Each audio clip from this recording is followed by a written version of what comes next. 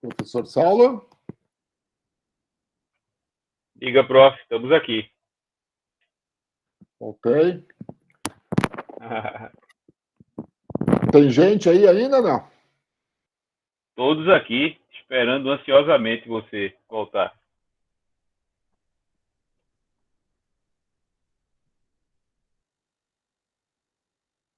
Você quer aproveitar para alguém fazer alguma pergunta, alguma coisa? Posso tocar?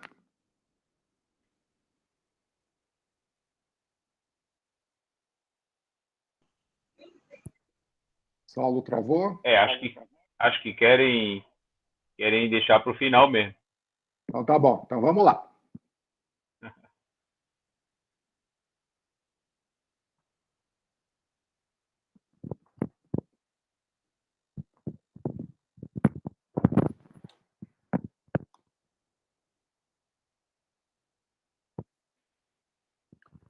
Então, continuando.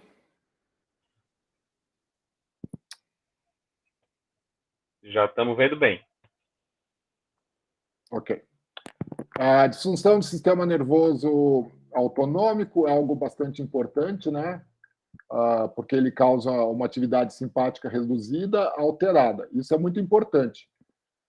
Essa atividade simpática reduzida ela vai influenciar diretamente na frequência cardíaca, o que vai causar, no caso do exercício, no caso de esporte, né, uma influência muito grande, porque essa pessoa vai ter uma redução sensível na frequência cardíaca como resposta ao exercício.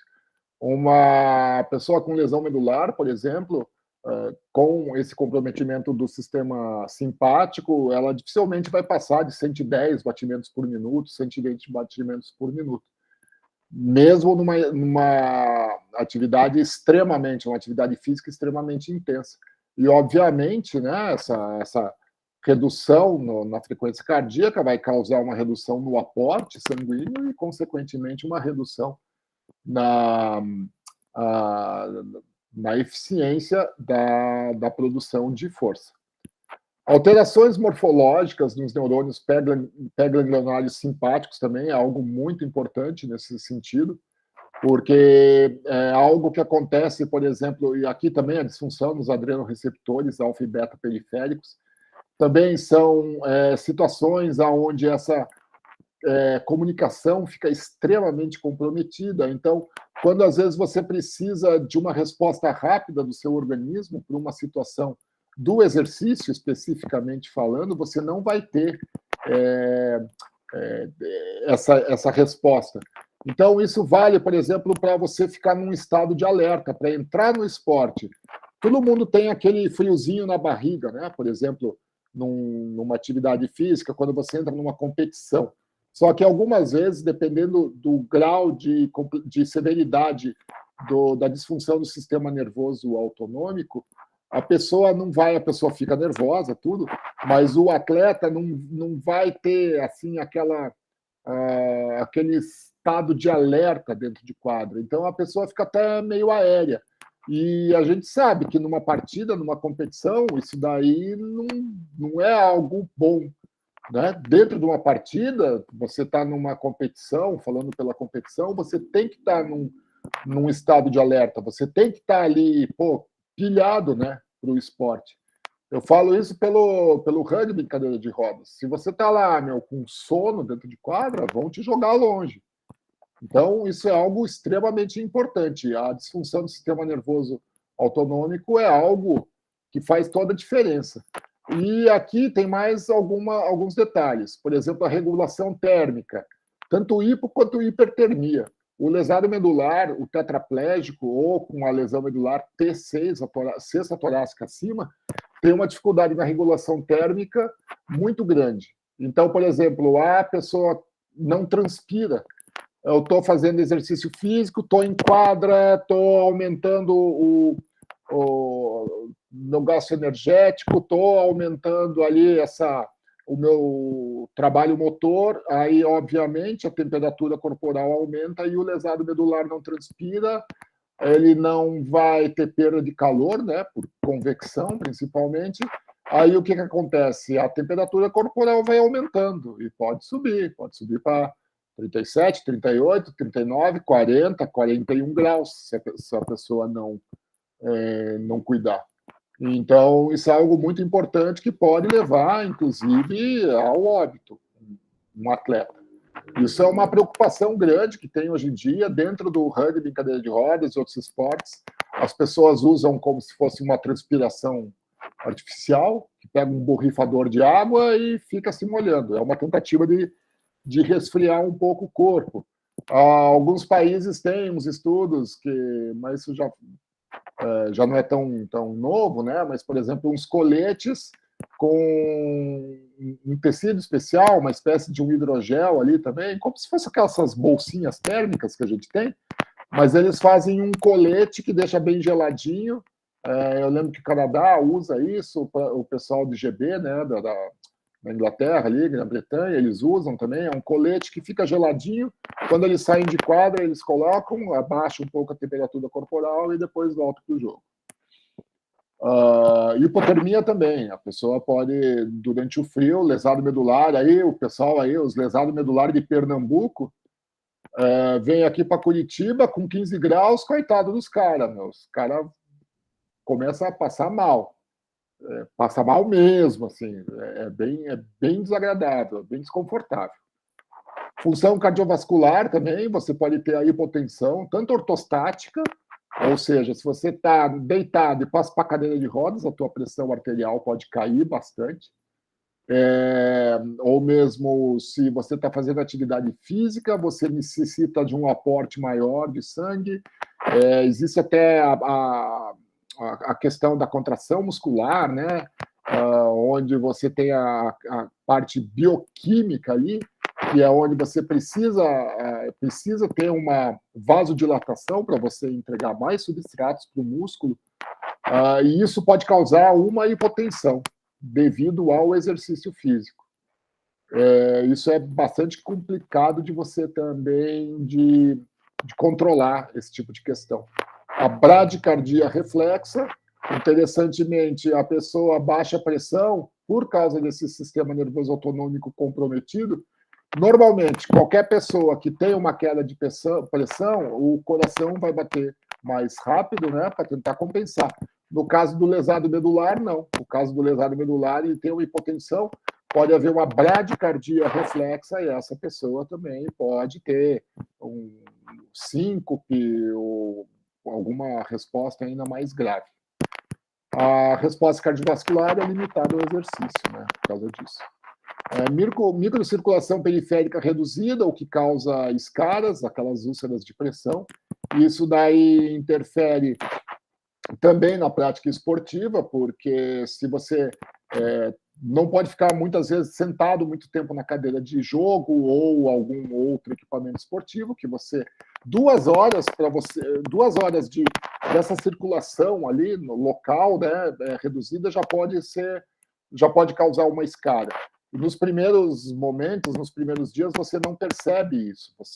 A escara começa de dentro para fora. Então, quando você vê a pontinha da escara, quando você vê já o machucadinho na pele, significa que lá dentro do tecido está bem grande. De sinergismo da bexiga. Isso é algo bastante complexo também e muito complicado. O que é esse dissinergismo da bexiga? Por causa do comprometimento simpático, o que acontece na pessoa com lesão medular? Quando a bexiga está cheia, essa pessoa, primeiro, que não tem a sensibilidade, né? Aí o que acontece? O organismo, normalmente, quando você vai fazer o xixi, você que anda aí, você está com aquela vontade, vai correndo para o banheiro, mas é que você sentiu a vontade. Daí você chega lá e libera o esfíncter. Você faz isso, você faz aquele xixizinho gostoso, né? No caso do lesado medular, ele não tem esse controle do esfíncter. Ele pode ser tanto relaxado quanto contraído. E os 2 casos são complicados. Só que, ainda assim, quando você está com vontade de fazer xixi, a pessoa que não tem lesão medular, ela vai lá, quando ela libera o esfíncter por conta própria, a bexiga contrai, que é um músculo, né? A bexiga é um músculo. Então, a bexiga contrai e o teu esfíncter relaxa. Aí você faz um xixizinho amigo. Agora, no caso do lesado medular, por causa desse dissinergismo, a bexiga contrai e o esfíncter também contrai em vez de relaxar. E daí você pode ter um quadro de disreflexia autonômica, que é muito grave, e você pode ter refluxo da sua bexiga para os rins, que causa também septicemia, exatamente por causa de problemas no rim, certo? Reflexia autonômica é uma liberação maciça a gente vai falar mais um pouquinho de neurotransmissores, a gente vai falar um pouquinho rapidamente sobre isso. Aqui são as úlceras de pressão. Eu não coloquei essas fotos aqui para chocar ninguém, que na verdade elas são comuns.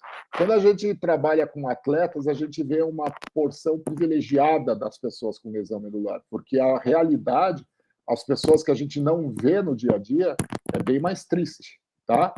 Então, isso são quadros de úlcera de pressão que devem ser muito bem cuidados e monitorados. Pessoal que trabalha aí com atleta tem que estar sempre esperto com isso, viu? Aqui, dissinergismo do trato urinário, olha o que eu mostrei. Isso daí não é uma uvitalia, tá, pessoal? Isso daí é a bexiguinha do ratinho, isso é do ratinho do meu mestrado, quando eu fiz os meus estudos. Ratinho com lesão medular, então a gente tinha que esvaziar a bexiguinha deles com pressão, fazendo a massagem ali. E no humano acontece a mesma coisa, a bexiga fica desse tamanho, fica cheia desse jeito, o que causa, claro, muito desconforto e a disreflexia autonômica. Aqui alguns estudos que eu coloquei, né? A disfunção, a disreflexia autonômica é uma síndrome, né? Que na verdade é uma descarga simpática exagerada. E ela pode ser reflexo como algum estímulo. Então, por exemplo, muitas vezes foi muito interessante que alguns atletas, hoje em dia é doping, mas alguns atletas causavam a disreflexia autonômica neles mesmos por causa dessa descarga simpática. Então, essas pessoas tinham um aumento muito grande de catecolamina e a pessoa reduz de maneira incrível a sensação de fadiga, aumenta o poder de trabalho muscular. Então, hoje em dia é doping, e as pessoas antigamente causavam. Às vezes, elas, na cadeira de corrida, elas sentavam em algum objeto para começar a machucar a pele, para ter a disreflexia autonômica, ou tomavam muita água e não conseguiam fazer xixi, aumentava a disreflexia autonômica, só que ela é muito grave. Ela chega, por exemplo, a pressão arterial, tem casos, não vai dar tempo de falar de mim, porque já são 15 para as 9 aqui, mas os casos chegam até, por exemplo, de 26, a pressão de 26 por 30, sendo que ela é 12 por 8, né? Então, aí a gente vê a gravidade da situação. Sintomas da disreflexão autonômica, uma dor de cabeça muito forte. Nesse caso, que a pessoa não transpira, nesse caso, a pessoa tem sudorese, a pessoa tem a piloereção, que é a piloereção normalmente é uma maneira da pessoa tentar preservar a temperatura corporal, né? Isso já é um pouco dos nossos antepassados mamíferos, mas a gente ainda tem hoje em dia, mas é uma maneira da gente manter o aquecimento. E o lesado medular, quando tem quadros de hipotermia, ele não tem essa piloereção. Agora, quando ele está em quadro de sintomas de disreflexia autonômica, ele tem a piloereção. A pele seca, a palidez causada por vasoconstrição, né? A pessoa fica com a visão turva, tem congestão nasal, isso é muito comum na pessoa com lesão medular também, e a bradicardia, a arritmia ou até mesmo uma fibrilação atrial, ou seja, o coração pode dar BO ali. Episódios não tratados, convulsões, que é muito comum, acidente vascular encefálico também é um perigo muito grande. A gente Infelizmente, teve o quadro, a situação de um atleta. Ano passado, a gente estava na semana de treinamento em São Paulo, ele teve um acidente vascular encefálico, agora ele está bem melhor e tudo, mas ele ficou... Foi um quadro grave, foi um susto para todo mundo ali dentro. Descolamento de retina chega a acontecer, e morte, óbito, também não é nada assim tão raro de acontecer. Osteoporose também é algo muito importante, quem trabalha com esporte, a pessoa chega a ter uma perda líquida por causa da densidade mineral reduzida no começo da lesão medular.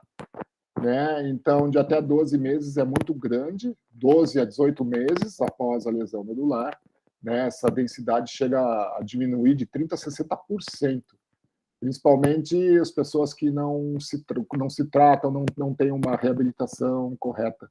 O risco de fratura, né? As pesquisas mostram que o risco de fratura após a lesão medular chega a aumentar a 67%. Eu também, né, na minha vida aí de lesado medular, eu já conheci várias pessoas que tiveram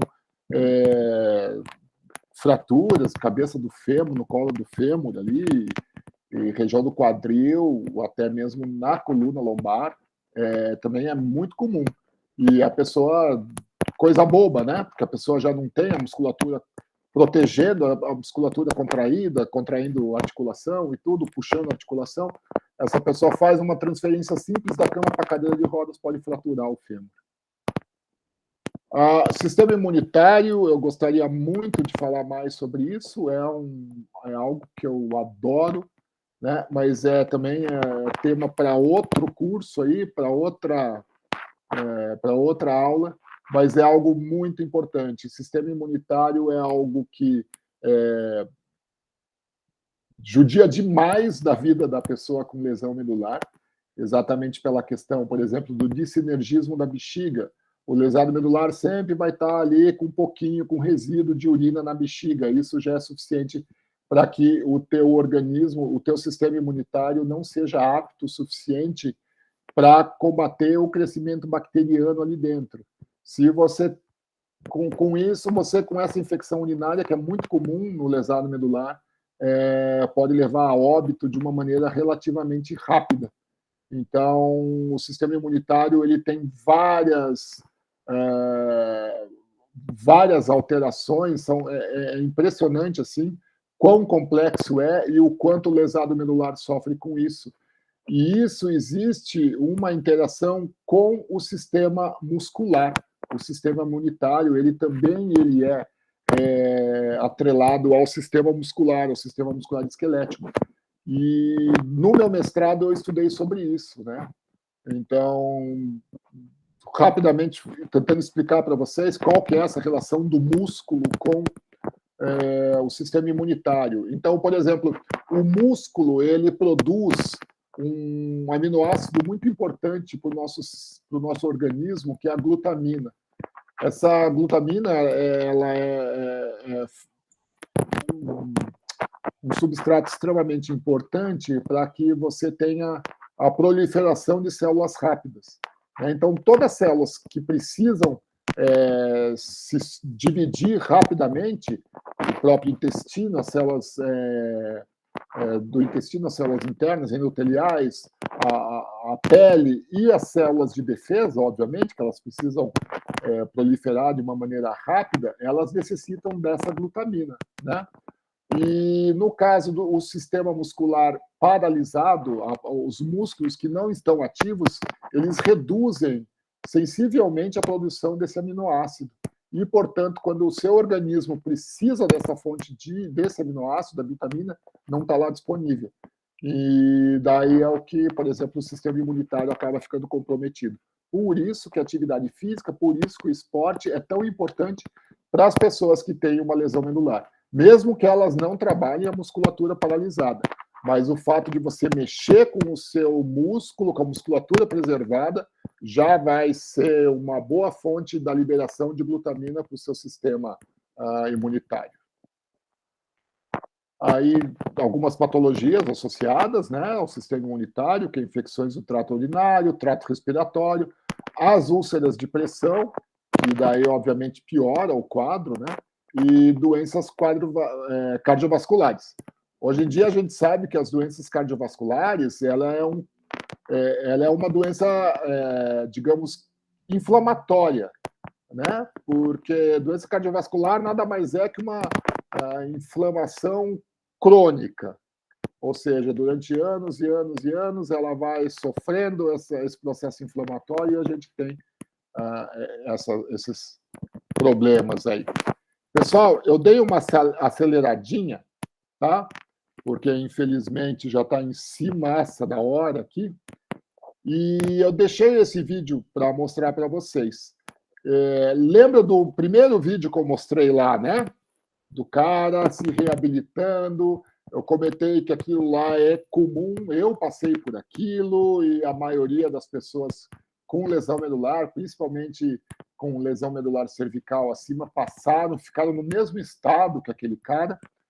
Agora, olha o que a atividade física, o que o esporte, o que uma reabilitação pode fazer com uma pessoa com lesão medular, né?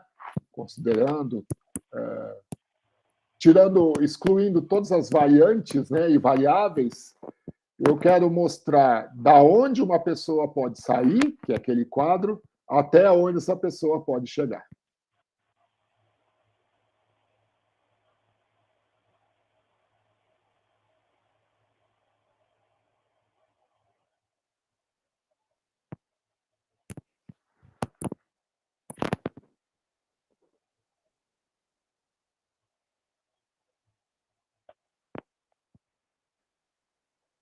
Só lembrando que o rugby em cadeira de rodas é um esporte destinado às pessoas com tetraplegia, seja lesados medulares ou mesmo tetraplegias equivalentes, como múltiplas amputações e assim por diante, tá? Mas tem muitos tetraplégicos lesados medulares aí nesse vídeo.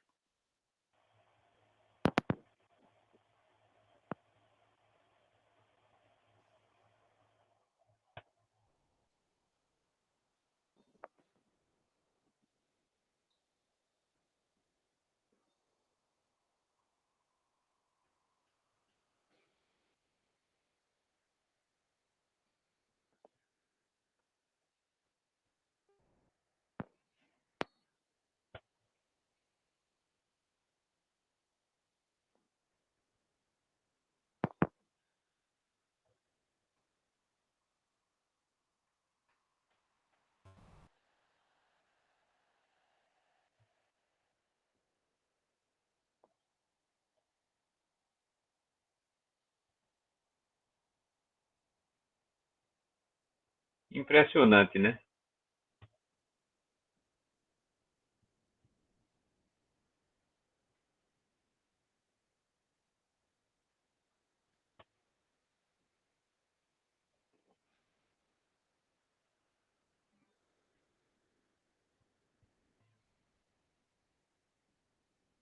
Uma outra forma de dar o clique, Ricardo, é assistir ao filme Murderball, né?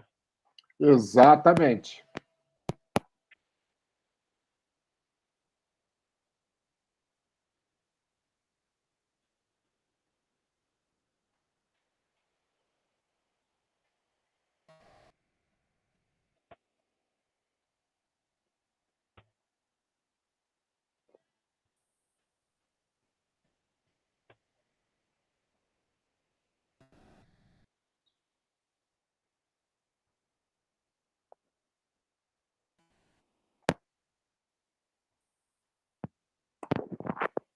É isso.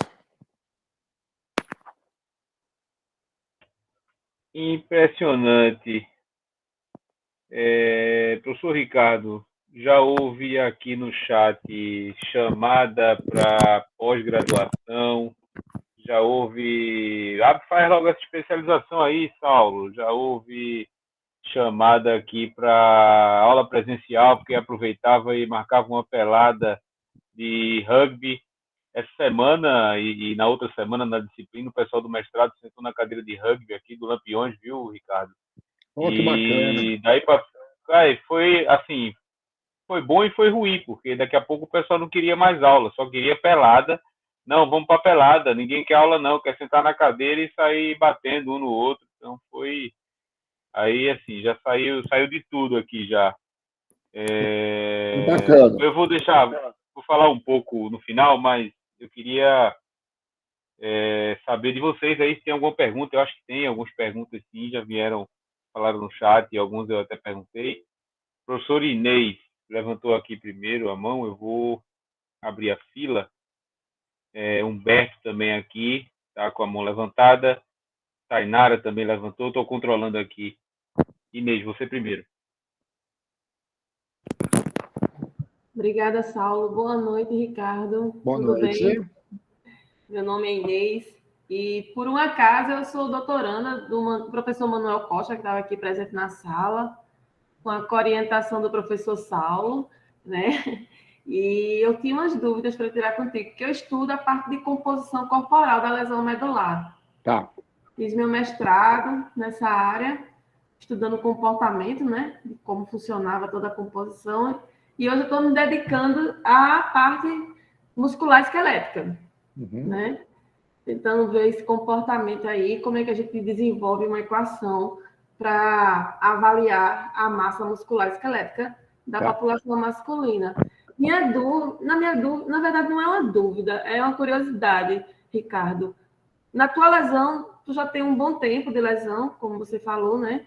E com quanto tempo dela, do tempo do início da lesão, você sentiu que teve uma grande perda dessa massa muscular esquelética? Olha, foi relativamente rápido, sim. Eu não vou saber te precisar. Mas eu lembro que, por exemplo, em questão de 6 meses, já percebi a minha perna bem mais fina. A perda, né, a redução do volume foi bem grande. E se a gente pegar nas pesquisas científicas, assim, a gente realmente vê que a paralisia muscular, né, que essa perda de inervação, ela é bastante agressiva, né, se eu posso usar bem esse termo. Então, em questão assim de a imobilização, na verdade, em termos de 2 meses, se você pegar morfologicamente, você já começa a ver alteração, né? Então, é muito rápido, desde a perda de massa óssea até a redução do volume da célula muscular e da redução das fibras como um todo.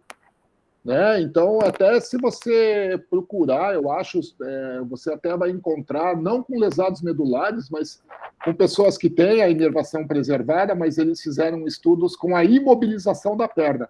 É como se alguém de nós aqui quebrasse a perna e colocasse um gesso. Né? Mesmo com toda a função neuromotora preservada, essa pessoa com 1 mês de gesso ali, acho que já é suficiente para você começar a ter essa alteração morfológica. Certo. E antes da tua lesão, você já praticava alguma modalidade esportiva ou musculação? Eu sou faixa preta de judô, né? Eu lutava judô, treinava, apanhava de todo mundo, mas eu gostava. Que bom.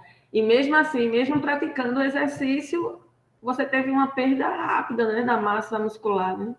Tive uma perda rápida, mas aí que tá, existe alguns detalhes muito importantes nesse sentido, sabe, Inês? Por exemplo, uma pessoa, isso também existe em alguns estudos, são um pouco difíceis de achar, mas as pessoas que fazem atividade física e acabam sofrendo um acidente, ficando na cadeira de rodas, elas conseguem ter uma melhor reabilitação, porque toda a questão neuromotora do esporte, da atividade física, faz com que a pessoa consiga se adequar, se adaptar melhor na nova condição. Né? Talvez morfologicamente não faça muita diferença, mas... não, desculpa, agora falando me lembrei de uma coisa. Se, por exemplo, uma pessoa que fazia atividade física sofre acidente na cadeira de rodas e uma outra pessoa que não fazia também sofre acidente, ambas são colocadas num tratamento com eletroestimulação funcional no aparelho a pessoa que fazia atividade física, ela consegue ter uma recuperação tecidual melhor do que a pessoa que não fazia. Ok, Ricardo, muito obrigada. Viu? Boa Imagina. noite. Parabéns pela palestra, foi fabuloso. Obrigado. Pela fila, Humberto, depois Tainara. Se quiser colocar a Tainara na frente, só não tem problema não. Eu tenho algumas perguntas. Não. Por Pode favor. ser? Tem direito a 1h30. Poxa, beleza. Então deixa eu fazer uma grande aqui para finalizar. Fazer uma para valer a pena já, né, Humberto? Boa noite, gente. Primeiramente, queria agradecer ao professor Ricardo aí pelas informações, né, pelo conhecimento trazido hoje. Mas aí surgiu uma dúvida antiga minha, né? Eu queria tirar com o senhor agora, e surgiu uma dúvida nova. Você mostrou aqui na aula de hoje alguns problemas que podem ser acarretados com o trauma na medula, né? Um deles é a frequência cardíaca, problemas respiratórios. Nos seus atletas, como é que você controla a intensidade no treino e se você usa uma das suas formas seria a percepção, a PSE. Você acha que é um método, sei lá, que dá as boas respostas ou é um método que não traz a verdade sobre a intensidade que o atleta realizou? Humberto, essa pergunta é muito legal, assim, e assim, do ponto de vista científico, a gente já pode assim dizer, né? A PSE é validado em várias populações e tudo. Agora, tem algumas questões que entram no caso do lesado medular. Então, por exemplo, a questão do sistema nervoso autonômico. Se a temperatura estiver um pouco maior, um pouco mais alta, a pessoa está no jogo ali, essa pessoa, você pode ter certeza que a percepção de esforço dela já vai ser bem maior. Né? O calor, essa hipertermia, realmente compromete, né, a performance do atleta.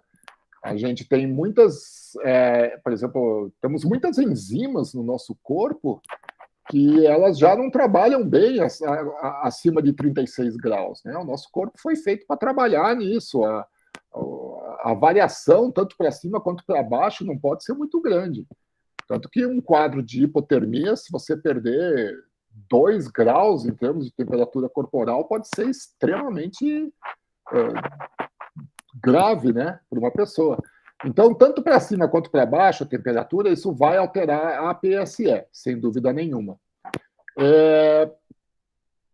Como eu falei, cientificamente ela é validada, mas, Humberto, agora eu vou falar uma coisa que é mais uma opinião minha, uma percepção minha, tá? Subjetiva, uma percepção subjetiva minha, mas eu não gosto de trabalhar com PSE, tá?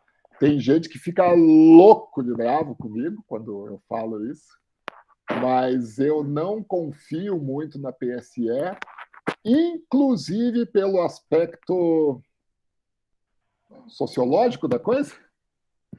Você já ouviu? Existe uma pesquisa, Humberto, não sei se vocês já viram, isso é uma pesquisa publicada que diz assim, sobre viés, né?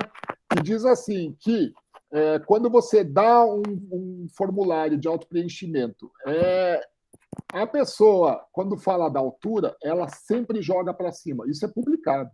A pessoa, quando fala do peso, sempre joga para baixo.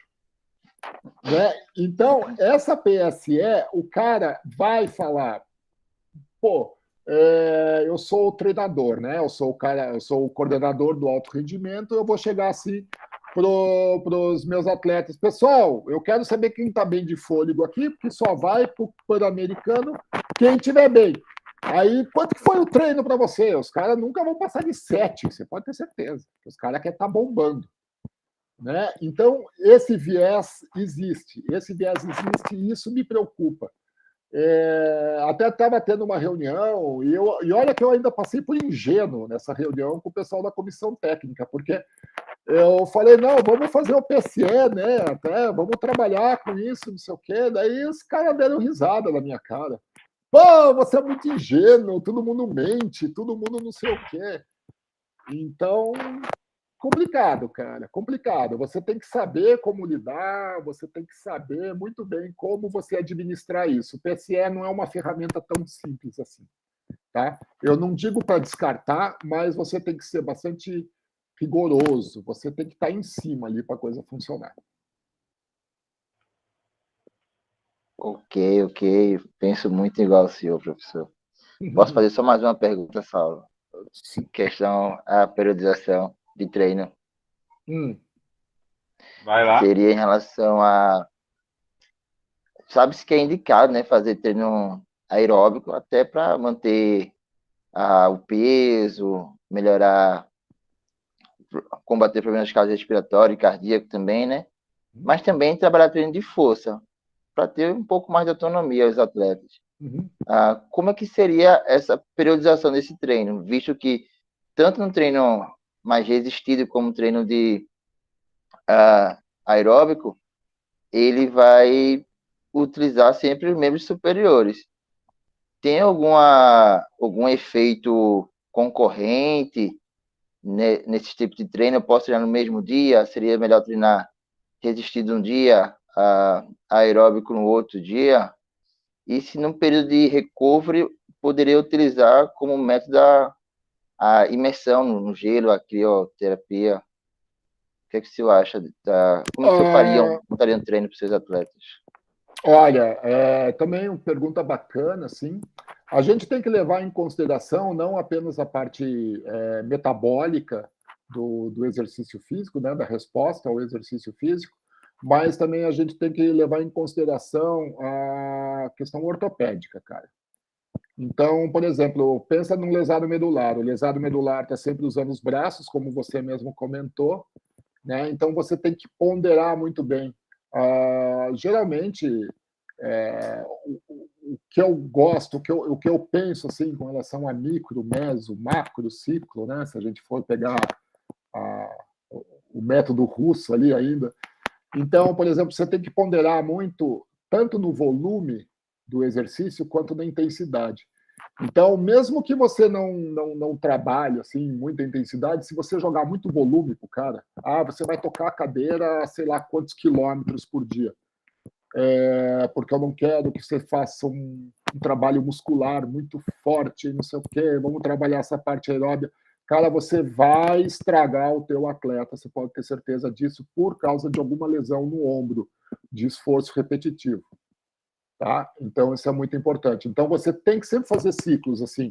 Eu acho que você sempre tem que fazer ciclos, e é uma coisa que funciona bem. Você vai fazer aquela coisa, trabalha bastante força muscular, aí você diminui um pouco a intensidade, aumenta um pouco o volume, trabalhando assim, de uma maneira mais leve mesmo. Aí depois você pode trabalhar um pouco de velocidade, diminui em termos de força, sabe? Então você vai ter que variar muito o seu atleta, vai ter que variar muito o treinamento do seu atleta, tá bom? Deixa eu ver com que você falou sobre o recovery, o que era mesmo? Crioterapia?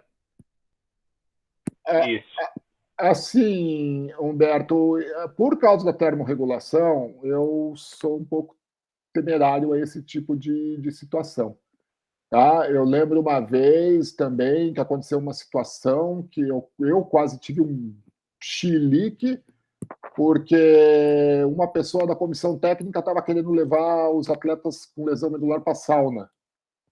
Eu falei, ótimo, maravilha, né? Daí a gente só pensa que tipo de autópsia que a gente vai fazer com esses atletas, porque... E com essa questão do gelo, né, da crioterapia, você também tem que ter bastante cuidado, até mesmo por causa dessa circulação periférica reduzida, comprometida, né? Então, a crioterapia, cara, eu não recomendo, se a crioterapia que você está querendo dizer, é jogar o cara na banheira de gelo ali, tá? Isso, seria isso mesmo. Não, evite. Você até pode ver, sempre você vai achar gente que faz, mas na minha experiência, eu não recomendo, tá bom? Tá certo. Obrigado, professor. Imagina. E agora a Tainara. Boa noite. Tá todo mundo me escutando? Estamos ouvindo bem. Boa noite, professor. Primeiramente, parabéns pela palestra. Obrigado. Eu sou Tainara, sou orientanda do professor Saulo no programa de mestrado daqui da UFPE. E dentre os pontos que o senhor falou, o senhor citou sobre a questão da composição óssea dos atletas, principalmente quem tem essa lesão medular. E aí ficou um ponto em relação ao rugby, porque o rugby tem muito isso sobre o choque, inclusive sobre quedas. E aí eu fiquei pensando se vocês, como treinadores, têm algum mecanismo que vocês utilizam para manejar em relação a esse ponto. Porque eu acredito que antes de vocês pensarem nesses atletas como atletas de alto rendimento, vocês pensam no rugby como uma forma de qualidade de vida para essas pessoas. E aí eu fiquei, até que ponto vocês conseguem fazer esse manejo? Com relação ao rugby, o rugby, apesar de tanto impacto, ele causa um número muito pequeno de lesões, né? Pelo menos lesões ortopédicas de membros inferiores, porque o atleta fica muito bem amarradinho na cadeira. Eles têm cintas, as pernas ficam muito bem fixas. O seu quadril também, você passa uma cinta no seu quadril, ele fica muito bem preso. Então, mesmo quando o atleta roda ali, ele gira e cai tudo, a possibilidade dele machucar, ou mesmo um impacto no próprio joelho, que fica mais erguido ali, é muito pequeno. Tá? Então, com relação aos membros, né, aos ossos que têm essa densidade mineral reduzida, ela já está bem protegida. Tá bom? O que acontece? Quando a pessoa cai, é mais fácil a pessoa bater ter um traumatismo craniano ali, alguma coisa nesse sentido.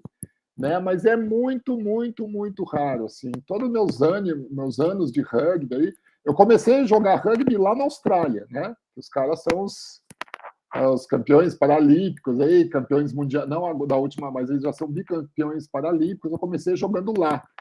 E desde lá, eu nunca vi assim uma lesão grave, eu nunca vi uma fratura, na verdade. Nunca vi uma fratura, nesses anos todos. E algumas pancadas na cabeça, que quando cai, bate a cabeça, uma pancada mais forte, assim, mas fratura, não lembro, assim. O índice de lesões é pequeno. O que causa lesão é o treinamento. Como o Humberto falou ali, do tipo, isso é uma coisa que você tem que cuidar muito. Porque o treinamento, você faz aquele esforço repetitivo e isso causa lesão no ombro. Assim, lesão no ombro de tetraplégico, de atleta, assim, é algo muito comum e que incomoda bastante, que tem que ser acompanhado. Assim, o lesado medular, o atleta lesado medular tem que ter um cara que manja bem de treinamento desportivo junto com ele e um fisioterapeuta, assim, tem que ter na família. Se conseguir casar com os dois, ótimo. Tá certo, muito obrigada, viu? Imagina, Tainara. Professor Elton, e eu acho que depois dessa a gente encerra. Obrigado aí pela oportunidade, professor Saulo, de fazer essa pergunta ao professor Ricardo. Parabéns aí, professor, e obrigado pela disponibilidade. Foi um prazer estar aqui nessa aula hoje. Espero que essas próximas aí, de fato, aconteçam o mais breve possível. Mas a minha pergunta é com relação aos atletas, né, que o senhor tem acompanhado aí na seleção brasileira, se existe um ponto de corte para essas lesões, que até você chegou a trazer aqui para a gente, né? Olha, os atletas, de uma certa forma, das pessoas que têm lesão medular, ainda são privilegiados, né? São lesões, né, que têm um acompanhamento maior, no geral, aquelas lesões de pele, por exemplo, né, que o senhor mostrou algumas imagens. Aí a minha pergunta é, existe algum protocolo que determine um ponto de corte para dizer assim, a partir desse nível de lesão, esse atleta precisa ficar de fora de competições ou precisa de outro acompanhamento e ele não vai poder seguir nos treinamentos, por exemplo, né? Já que são atletas, né, que têm uma fisiologia específica, acredito que o tempo de recuperação dessas lesões também deve ser algo bem específico. A minha dúvida é mais com relação a isso, esse acompanhamento, esse ponto de corte para dizer, ó, essa lesão aqui não dá para seguir, tem que ficar fora. Se é algo mais subjetivo, eu acredito que não seja, né? Da parte do atleta dizer que não tem condições, se esperar isso, vai ser difícil. Então, é mais nesse sentido, minha dúvida. Uma das coisas muito importantes com isso, Elton, pergunta bem legal. Uma das questões muito importantes com relação a isso é, por exemplo, a equipe que esteja trabalhando com o pessoal tenha noção do que é a lesão medular e entenda o que é a lesão medular. Então, por exemplo, a recuperação de uma pessoa com uma lesão no ombro, do atleta com uma lesão no ombro, a gente tem que entender que essa pessoa lesionou o ombro, ela não vai chegar em casa e vai andar, não vai fazer toda a rotina dela, o resto do dia vai ser com as pernas. Ou seja, ela vai tocar a cadeira, vai mexer o braço o tempo todo. O cara está com uma lesão no... Podem perceber, né? A gente mesmo, vocês, né? Com os ígidos, a gente não tem ler de ficar trabalhando no computador, apoiado em cima do braço, digitando o tempo todo e assim por diante. Então, imagina uma pessoa com lesão medular, daí essa pessoa se lesiona no ombro, por exemplo, aí tá, então tá, vou cuidar bem da minha lesão, vou ficar só no computador aqui. Então, é muito complexo. Isso é uma questão muito complexa. Essa pessoa realmente demora mais e você tem que ficar em cima do cara. E nesse caso, quanto mais ativo for a pessoa, quanto mais ativa for a pessoa, pior é. A gente tem um atleta, um dos melhores atletas aqui do Brasil, o cara está com uma lesão no ombro bastante grave e ele está com lesão por overtraining. Ele já tem muitos anos de lesão medular, ele já é atleta da seleção brasileira por muitos anos, e ele é o cara do tipo que você tem que segurar. Você tem que segurar. Né? Não faz isso, vá mais leve. E, então, isso é uma das questões, assim, você tem que ficar em cima. Com relação ao ponto de corte, cara, vai muito também da sensibilidade da pessoa que está cuidando, do médico, do fisioterapeuta, porque a pessoa sempre tem que ponderar bem. Né? Uma questão de pele, essa escara, por menorzinha que seja, bicho, vai para casa.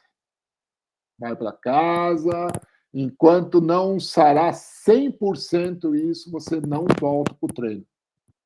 Né? Então, depende muito do tipo de lesão, depende muito do que está acontecendo. É complexo, é bem complexo. Não dá para dizer um ponto de corte. Você vai ter que pegar o que está acontecendo, quem que é, qual que é o tipo da pessoa e assim por diante. Caso a caso, né? Tá bem, professor. Exatamente, é bem complexo, Elton, bem complexo. Obrigado, professor Ricardo. Espero lhe ver novamente em breve. Opa, obrigado. Rapaz, convite é o que não vai faltar. O Iliane está ali louca para perguntar. Só se for fazer um Pix agora só através de Pix, viu, William? A gente só vai aceitar dessa maneira. Vai, William. Claro que não. Em um claro minuto. Que não. Consegue me ouvir? Eu entrei por outra conta só para falar. Consigo. Estamos ouvindo bem. Pessoal, boa noite, professor. Parabéns. Excelente, Obrigado. Excelente conteúdo. Como a professora Paola falou aqui, fiquei realmente impactada. Foram conhecimentos assunto que a gente já tinha visto, né? Assim, de uma maneira bem introdutória. Só que quando você começou a falar um pouco mais sobre a lesão, sobre alguns pontos que eu realmente não tinha conhecimento. Então, e olhe que eu já sou orientanda de Saulo desde a minha graduação. Estou aqui na pós-graduação, já trabalho um pouquinho com isso há alguns anos. Ou seja, E ainda a tem culpa coisa que a dela gente não ainda não saber é sabe. minha. Então, tomando um gancho sobre uma pergunta que Humberto falou, ele falou sobre uma técnica, né? E eu tinha dúvida sobre a oclusão vascular, se ela é válida para preservar a musculatura de membros inferiores, por exemplo. Se ela é válida e até que ponto ela é válida, né? Porque eu vi que tem estudos que utilizam essa técnica para preservar musculatura em membros imobilizados, né? Como você falou aí na apresentação também, em uma pessoa que quebra a perna, por exemplo, e passa um tempo com aquela perna imobilizada, e eles fazem essa prática de oclusão vascular para tentar preservar aquela musculatura ou fazer com que os efeitos da imobilização sejam diminuídos, né? Aí até que ponto essa técnica é válida ou não, se ela é aplicável, ou como você falou até aqui, a estimulação elétrica, né? Seria o mais viável. Não, a oclusão não é indicada para pessoas com lesão medular na musculatura que está comprometida pela lesão medular. Então, você não pode, porque o risco de trombose é muito grande. O retorno venoso do lesado medular já é bastante deficitário e o risco de trombose é o principal problema de você trabalhar com oclusão. E até mesmo a oclusão você vai ter que apertar muito, né? A gente sabe que vai garrotear ali o local, né? Então também pode surgir aquelas escaras, então não é possível você trabalhar a oclusão muscular nas pernas da pessoa com lesão medular. Então, em vias práticas, assim, a alternativa que vocês utilizam é fisioterapia, Mas fazer algo para que sentido você diz? de realmente não preservar a musculatura, mas fazer com que haja um retorno venoso, né? Considerando que os membros inferiores eles vão estar paralisados, né? E vai ser só a ação no coração. Então, existe alguma técnica que vocês fazem, ou em treino, ou de maneira de reabilitação mesmo, para fazer esse processo? Questão de reabilitação é eletroestimulação e meia de compressão. São as maneiras que você consegue fazer. O lesado medular geralmente fica com os pés edemaciados assim no decorrer do dia e você tem que colocar os pés para cima um pouco.